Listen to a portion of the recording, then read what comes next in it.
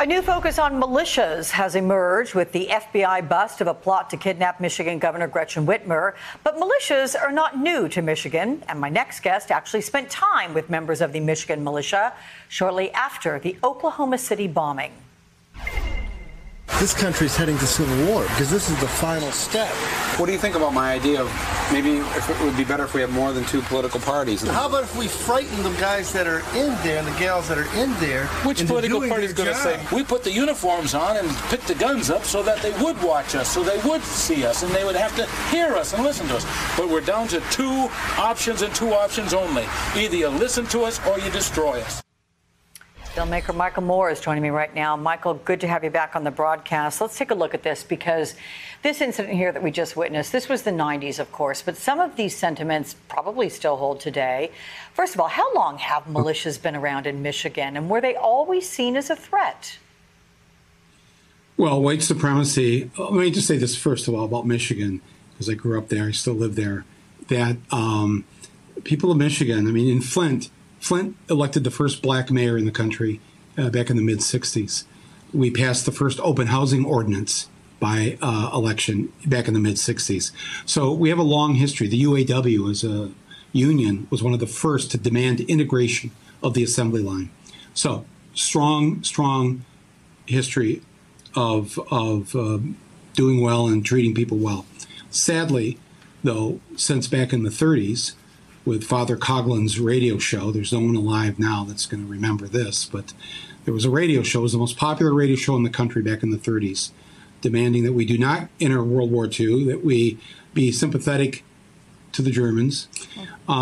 So from that point on, all the time while I was growing up, I mean, you know, this kind of racism and things, you hear this, but the militias really took hold once the auto factory started to close in the late 70s.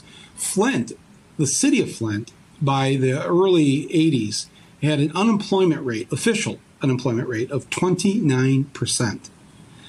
So many people lost their jobs. And the right wing was there to recruit. And that's what they did. And they formed militias.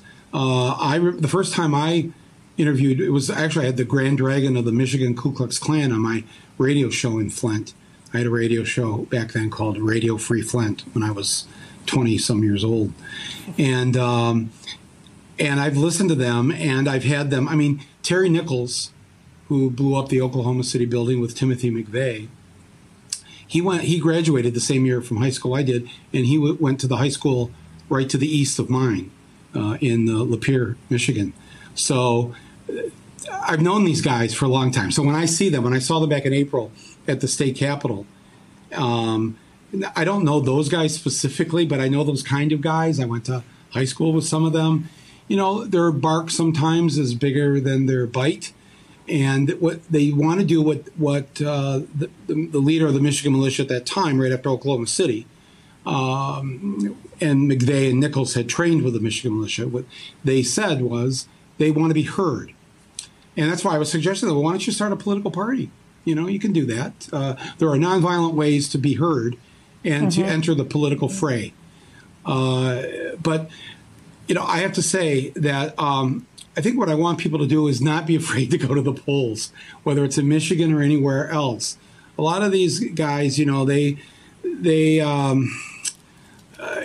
a lot of guns, but remember, there are a very, very, very small percentage of this country. And I know people are really frightened when they see this. That's what they want. They want you to be frightened. Don't be frightened. There's more of us than there are of them. Many more of us than there are of them. And I think love and peace and compassion will win the day. What I also want to, and what I've said to them is, look, your white supremacy thing, you're going to have to change. The country has changed. White people are going to be the minority in the 2040s. So you better get used to it. Why not get used to it now? You know, it's going to be good. Yeah. It's actually going to be good. Listen, I want to echo your sentiment about, you know, don't be afraid. Get out there and vote. I mean, when we all vote, all the different organizations, it could not be more important right now. But let me ask you, because a lot of people have certainly their intent of going to the vote and potentially voting out President Trump. Has the Trump era changed the militia movement? Has there been influence there? And if so, anything specific you can note? they've never had a leader in the White House. The militias, the white supremacists, have never literally had the leader of the country sitting in the White House. They never in their wildest dreams ever thought that could happen. So this has been very good for them. But Trump, Trump is not, he's not going to be able to fulfill their hopes and dreams because he's, I don't know how to put this. Look, let me make this point. We have white supremacy, not just amongst those who are the poor, white, working class. We have white supremacy in this country among the ruling elites, amongst the rich. The rich, look at the Forbes 400. Look who's on the board of directors of all of our major corporations, of our universities. Just go through our whole system.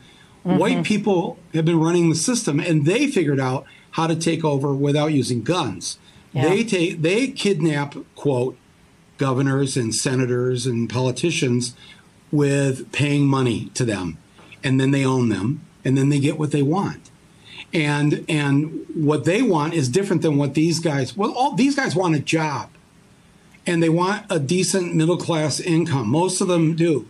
The informants are the people. They were part of the group, yeah. And when the group started going wackadoodle, talking about killing cops, they were like, "Whoa, I'm out of this." And then they became informants for the FBI. Mm-hmm. But imagine if these guys all had a decent job, made $60,000, $70,000 a year. Would we have this problem? Yeah. Would people be able to recruit them into this militia? So look, just as people may want to go to the polls and vote out the president, there are going to be a lot of people who also want to go to the polls and vote for this president. The important thing is that everybody gets out there and votes. But as you get out there and be with and be with other people, and we're going to be okay. 100%. And also, I just want to say that there are other acts of violence that we need to be talking about leading up to this election. Paying people $7.25 an hour is an act of violence. Going to the Supreme Court to get rid of Obamacare so that millions will be uninsured and die as a result. That's an act of violence. Saying that we want to take away Roe v. Wade when 70% of the country supports Roe v. Wade, and forcing women back into back alley abortions, that's an act of violence. So, and who is doing this? These white men, Trump, are committing these acts of violence, and we need to see them as that. And I think that if we kind of wrap our heads around that and realize that we're the majority, that Biden and Harris are out there and they're telling us they're going to do things for the people. Don't we all believe, first of all, just with the coronavirus, that we're going to be in better shape come January, that at least there's going to be a plan and there's going to be action, and we're going to do what Germany did, and we're going to do what these other countries did, and we're going to get rid of this damn thing. Right now, we've got Trump in some crazed state. More and more people are dying. It's all going up. We've got to fix this. And I just encourage everybody to vote, to get out and vote. Vote this week if you can. Yeah. Vote by mail this week if you can. Don't put this off.